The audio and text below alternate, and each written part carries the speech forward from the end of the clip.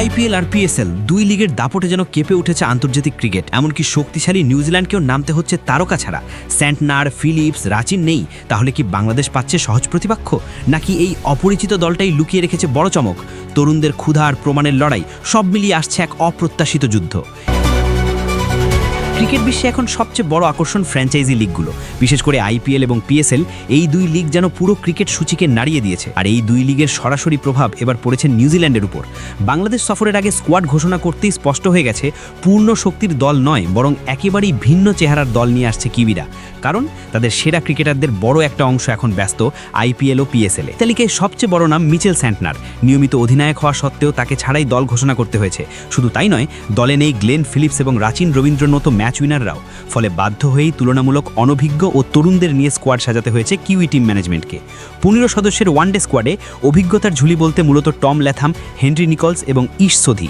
বাকিদের অধিকাংশই আন্তর্জাতিক ক্রিকেটে নতুন বা খুব কম অভিজ্ঞ। মিডল অর্ডারের ব্যাটার বেভন জ্যাকবস এখনও ওয়ানডেতে অভিষেকই করেননি। অন্যদিকে জশ ক্লার্কসন ও ম্যাট ফিশার খেলেছেন মাত্র একটি করে ওয়ানডে ম্যাচ। এমনকি অনেক বোলারের অভিজ্ঞতা 2-3 ম্যাচের মধ্যেই সীমাবদ্ধ। ফলে কাগজে কলমে এই দলকে দ্বিতীয় শ্রেণীর বলাটা খুব একটা ভুল হবে না। তবে এখানেই শেষ নয়, ইনজুরির ধাক্কাও সামলাতে হয়েছে কিউইদের। চোট কাটিয়ে ফিরেছেন উইল ও'রোর্ক, ম্যাট ফিশার এবং ব্লেয়ার টিকনার। এই 3 পেসারকে ঘিরেই নতুন করে বোলিং আক্রমণ সাজানো হয়েছে। অন্যদিকে ঘরোয়া ক্রিকেটের দারুণ পারফরমেন্সের পুরস্কার হিসাবে আবারও দলে জায়গা পেয়েছেন ডিন ফক্সক্রফট। আরও বড় চমক, এ দল থেকে উঠে আসা কয়েকজন ক্রিকেটার সরাসরি জাতীয় দলে সুযোগ পেয়েছেন। এই সফরের নেতৃত্বে থাকছেন টম ল্যাথাম, যিনি টেস্ট অধিনায়ক হিসেবেও বেশ অভিজ্ঞ। তার নেতৃত্বেই এই তরুণ দলকে গাইড করা হবে। সূচি অনুযায়ী আগামী 13 এপ্রিল বাংলাদেশে পা রাখবে কিউইরা। 17 এপ্রিল শুরু হবে ওয়ানডে সিরিজ, আর 27 এপ্রিল থেকে শুরু টি-20 লড়াই। ম্যাচগুলো হবে ঢাকা ও চট্টগ্রামে। সব মিলিয়ে এই দলটাকে দেখে অনেকেই হয়তো ভাবতে পারেন বাংলাদেশের জন্য সহজ সিরিজ, কিন্তু বাস্তবতা ভিন্ন। কারণ এই দলটাই খেলবে নিজেদের প্রমাণের তাড়নায়, জায়গা ধরে রাখার লড়াইয়ে আর সুযোগ কাজে লাগানোর ক্ষুধায়। তাই দ্বিতীয় শ্রেণীর এই নিউজিল্যান্ড দলই হতে পারে সবচেয়ে বিপজ্জনক প্রতিপক্ষ। এখন দেখার বিষয়, টাইগাররা কি এই সুযোগ কাজে লাগাতে পারে, নাকি কিউইদের তরুণ ঝড়েই আবার চাপে পড়ে যায় বাংলাদেশ। যতই সময় যাচ্ছে ততই মুস্তাফিজকে নিয়ে হতাশা বাড়ছে কলকাতার ভক্ত সমর্থকদের। সোশ্যাল মিডিয়া জুড়ে মুস্তাফিজকে না পাওয়ার হতাশা প্রকাশ করতে দেখা যাচ্ছে ভক্তদের। বিশেষ করে প্রথম ম্যাচে মুম্বাই ইন্ডিয়ান্সকে 221 রানের টার্গেট দিয়েও হেরে যাওয়ার পর থেকে মুস্তাফিজকে নিয়ে হতাশা বেড়ে গিয়েছে আরও কয়েক গুণ। সামাজিক যোগাযোগ মাধ্যম এক্স প্ল্যাটফর্মে মুস্তাফিজকে নিয়ে একজন লিখেছেন, কেকেআর ম্যানেজমেন্ট মুস্তাফিজুর রহমানকে ছেড়ে দিয়ে তার বদলে মুজারা বানিকে নিয়েছে। এখন মুস্তাফিজ পিএসএল এ অসাধারণ খেলছে, অন্যদিকে মুজারা বানি প্রচুর রান দিয়ে দিচ্ছে। ভুল সিদ্ধান্ত নেওয়ায় কেকেআর একদম ওস্তাদ। এভাবেই আরো হতাশা প্রকাশ করেছে কলকাতার ভক্তরা। এই মুহূর্তে কলকাতার শিবিরে মুস্তাফিজের মতো বোলার থাকলে তাদের বোলিং লাইন আপ কয়েক গুণ শক্তিশালী হয়ে যেত। তবে যা হবার তা তো হয়েই গেছে। কিন্তু মজার ব্যাপার হলো, মুস্তাফিজকে নিয়ে যদি কেউ কোনো ভুল তথ্য দেয় তাহলে কলকাতার ভক্তরাই সেটি শুধরে দেন। এই যেমন একজন লিখেছেন, ভাই কিছু মনে করবেন না, মুস্তাফিজ কিন্তু আইপিএল নিয়ে কখনোই খারাপ কিছু বলেনি, তাই ভুল তথ্য ছড়ানোটা আসলে ঠিক না।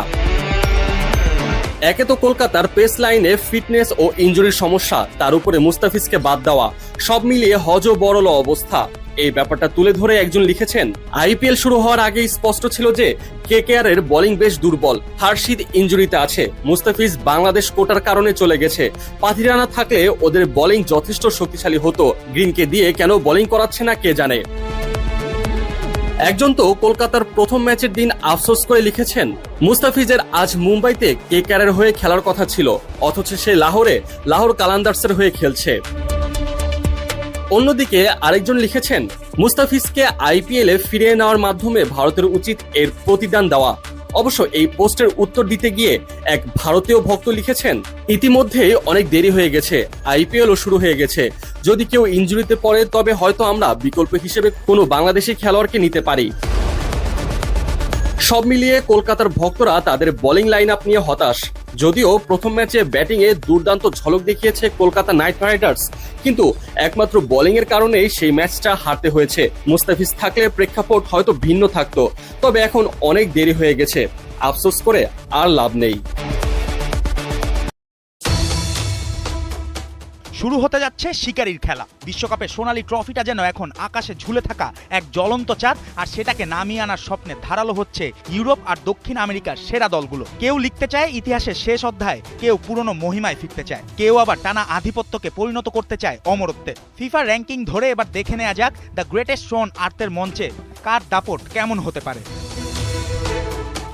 6 নম্বরে ব্রাজিল। সাম্বার ঝঙ্কার এখন আগের মতো বেপরোয়া না হলেও ঐতিহ্যের ছোঁয়া আছে এখনো তাদের বুটে। ভিনিসিয়াস জুনিয়রকে সামনে রেখে জোয়াও পেদ্রো, মাতেওস কুনিয়া, রাফিনিয়ারা গড়ে তুলতে পারেন যে কোনো রাতের ঝড়। আর ডাগআউটে কার্লো আনচেলত্তি, এই নামটাই ব্রাজিলের স্বপ্নে নতুন রং লাগায়। নকআউটের গন্ধ তিনি বোঝেন, চাপের ভাষা তিনি জানেন। যদিও এখনো নিশ্চিত না নেইমারের জায়গা, তবে ষষ্ঠ বিশ্বকাপের পথে ব্রাজিলকে হালকাভাবে দেখার সুযোগ নেই। 5 পর্তুগাল। চোখ থাকবে ক্রিস্টিয়ানো রোনালদোর ওপর, এটাই স্বাভাবিক। কিন্তু পর্তুগালের আসল আগুন লুকিয়ে আছে চারপাশে, ভিতিনিয়া, ব্রুনো ফার্নান্দেজ, নুনো মেন্দেসদের পায়ে। স্কোয়াডে প্রতিভার ঝিলিক আছে ম্যাচ ঘোরানোর ক্ষমতাও। প্রশ্ন একটাই, রবার্তো মার্টিনেজ কি এই সোনালী দলটাকে সত্যি বিশ্বসেরা করে তুলতে পারবেন? যদি পারেন, তবে রোনালদোর লাস্ট ডান্স হতে পারে ইতিহাসের আলোয় মোড়া এক অধ্যায়। 4 ইংল্যান্ড। প্রত্যাশার পাহাড়, সংশয়ের মেঘ, এই দুই নিয়েই বাঁচে থ্রি লায়ন্স। জুড বেলিংহাম, কোল পামার, বুকাও সাকা, হ্যারি কেইনের মতো তারকারা আছেন, কিন্তু আক্রমণে সেই মুক্ত স্রোতটা সবসময় দেখা যায় না। থমাস টুকেলের বাস্তববাদী ফুটবল বাধা গোড়া বানিয়ে ফেলে, তবুও বাছাই পর্বে ছিল নিখুঁত। বড় টুর্নামেন্টে গভীরে যাওয়ার অভ্যাসও রয়েছে। ইউরোপে ওদের পারফরমেন্স শিট ধরে টান দিলেই মিলে যাবে প্রমাণ। তাই শিরোনাম হতেও পারে ইটস কামিং হোম। 3 আর্জেন্টিনা। চ্যাম্পিয়নের মুকুট মাথায়, হৃদয়ে এখনো মেসির জাদু। স্কালোনির দলটার সবচেয়ে বড় শক্তি, তারা জানে কিভাবে বড় মঞ্চ জিততে হয়। তার উপর দলটা এখন অনেকটাই মেসি ডিপেন্ডেন্সি থেকে বের হয়ে আসছে। কাতারের সোনালী স্মৃতি এখনো টাটকা, তার সঙ্গে যোগ হয়েছে ধারাবাহিকতা আর বিশ্বাস। ভুল আছে, সীমাবদ্ধতাও আছে, কিন্তু এই দলটা ভাঙে না সহজে। তাই ট্রফি যদি আবার নীল সাদা রঙে রাঙে, অবাক হওয়ার কিছুই থাকবে না। 2 স্পেন। লারোহা এখন শুধু সুন্দর ফুটবল খেলে না, জিততেও জানে। পেদ্রি, রদ্রি, মেন্দির মাঝমাঠ যেন ছন্দ আর শাসনের মিশেল। সামনে লামিন ইয়ামালের বিস্ফোরণ, পেছনে শৃঙ্খলিত রক্ষণ। সব মিলিয়ে স্পেন এখন ভারসাম্যের আরেক নাম। বড় ম্যাচে ধৈর্য, বল দখলে আধিপত্য আর সুযোগ এলেই আঘাত, এই ত্রিভুজে দাঁড়িয়ে তারা শিরোপার দৌড়ে ভয়ঙ্কর বাস্তবতা। শীর্ষে বসে আছে ফ্রান্স।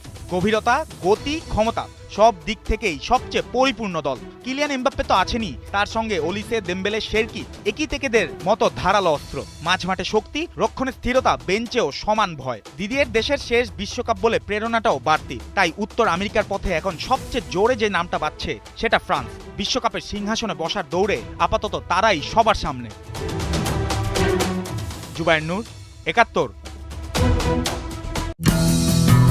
টি-20 ফরম্যাটে এমন বোলার আগে কি কখনো দেখেছে ক্রিকেট বিশ্ব? 2023 সালে সর্বশেষ দিল্লি ক্যাপিটালসের হয়ে টিম কম্বিনেশনের জন্য বাদ পড়েছিলেন মুস্তাফিজ।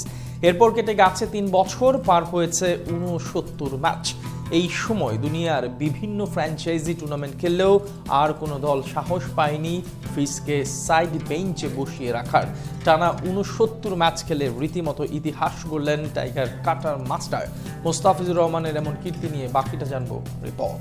মুস্তাফিজুর রহমান বাংলাদেশের মুস্তাফিজুর রহমান মধ্যবিত্ত পরিবারের জন্ম। তার বড় ভাইয়ের হাত ধরে ক্রিকেটে হাতেখড়ি। সাতক্ষীরার এক প্রত্যন্ত অঞ্চল থেকে গল্প শুরু, সেখান থেকে আজ তিনি বিশ্বসেরা।